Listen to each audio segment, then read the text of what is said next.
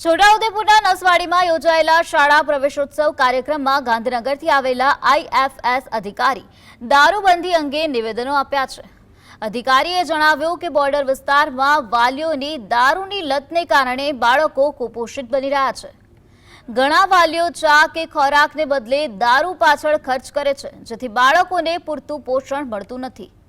અધિકારીએ આકરા શબ્દોમાં કહ્યું કે જ્યાં સુધી નાગરિકો પોતે જાગૃત નહીં થાય ત્યાં સુધી દારૂબંધીનો કડક અમલ મુશ્કેલ છે।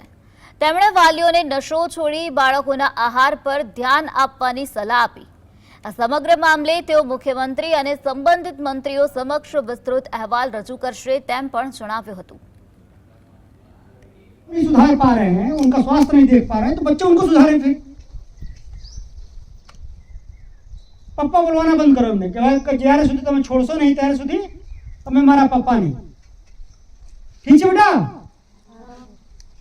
जो कुपोषित है उनके पप्पा जरूर मावा खाते होंगे या दारू पीते होंगे।